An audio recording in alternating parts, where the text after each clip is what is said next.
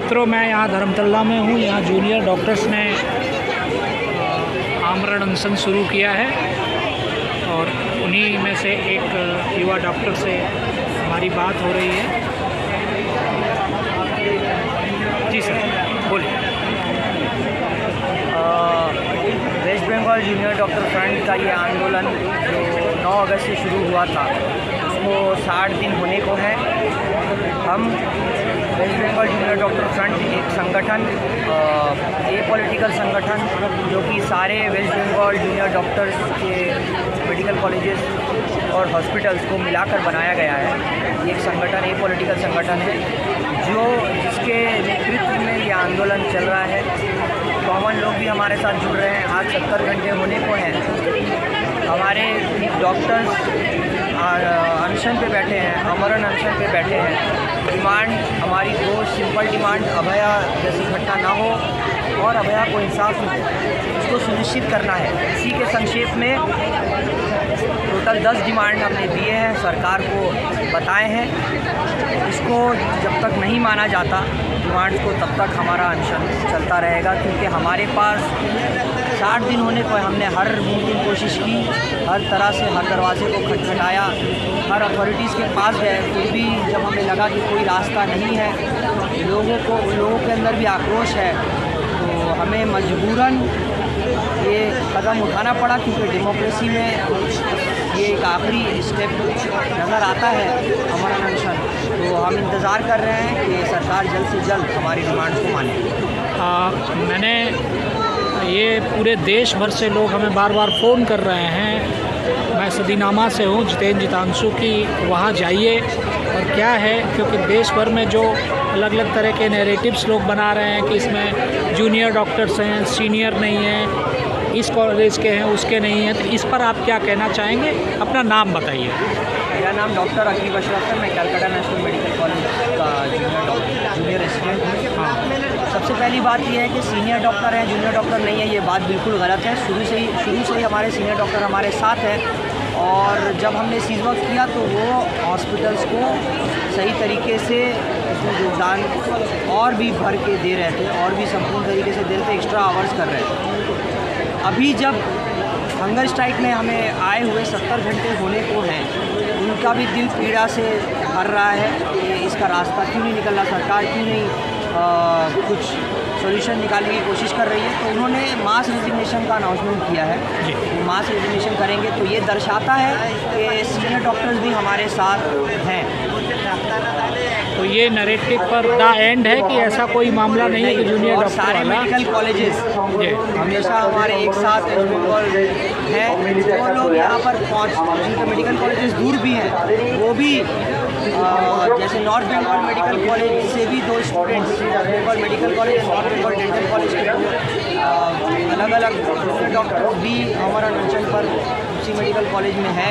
ये दर्शाता है कि एक सॉलिडारिटी हमारे अंदर मौजूद है, ये रहेगी, अटूट है। ये जो सीएम ने कुछ डॉक्टर्स को बुलाया था, कहा कि हम मीटिंग की मिनट्स नहीं लिखने देंगे, तो उसमें जो डॉक्टर्स गए थे, कितने लोग थे आप लोग? टोटल हम लोग 31 प्रतिनिधि गए थे।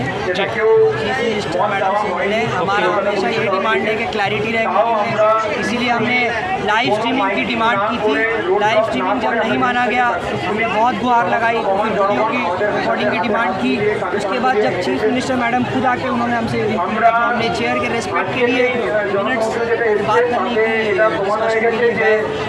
वहाँ से मिनट्स में कुछ डिस्कशन हुआ, चीफ से बोलने के बाद दोबारा मीटिंग के लिए गए। वहाँ पे मिनट्स को लेकर बहुत इशू हुआ, क्योंकि वो चीज़ें जो डिस्कस हुई थी वो मिनट्स में नहीं थी। प्रतिवाद दिखाया, मिनट्स को नहीं मानते हैं। उसके बाद से अब तक दरवाज़ा बंद है। हमने कई बार मेल भी किया, कई बार बैठने की कोशिश की। हम हमेशा डिस्कशन के लिए रेडी हैं। नहीं आता है तब हम इस आपको बहुत बहुत धन्यवाद। आप लोगों ने जो विनीत गोयल को रीढ़ की हड्डी प्रेजेंट की, जो दुर्गा पूजा में 1-2 पंडाल में भी है, तो आप जैसा वक्ताओं का कहना भी है कि ये आंदोलन जो पूरी शिक्षा स्वास्थ्य व्यवस्था को बचाने के लिए है। आपकी क्या राय है? ये आंदोलन का की एक अहमियत है। आप पूरा हिंदुस्तान का इतिहास पढ़िए पोस्ट इंडिपेंडेंस, तो ऐसा आंदोलन आपको नज़र नहीं आएगा कि जहाँ पर जूनियर डॉक्टर्स ने एक आंदोलन किया, जहाँ पे लोग भी जुड़े, जहाँ पर एक नॉन वायलेंट तरीके से सिस्टमेटिक तरीके से आंदोलन को किया गया, जो एक डेमोक्रेसी की खूबसूरती है। हम बार बार ये बात कहते हैं कि आंदोलन हमेशा नॉन वायलेंट होना चाहिए। रीढ़ की हड्डी देने का मकसद हमारा ये था कि हमारा मानना है कि एक इंस्टीट्यूशन, चाहे वो पुलिस हो, चाहे वो जुडिशरी हो, चाहे वो ब्यूरोक्रेसी हो, उसका एक अपना अस्तित्व है, अपना एक उसका पावर है। तो अगर उस पावर को एक्सरसाइज करके सही तौर से उस पर काम नहीं किया जाता, इसका मतलब ये कि सिस्टम में घुन लग गया, उसको कोई और कंट्रोल कर रहा है, मतलब आपके पास स्पाइन की कमी है। इसीलिए हमने उस स्पाइन को गिफ्ट किया।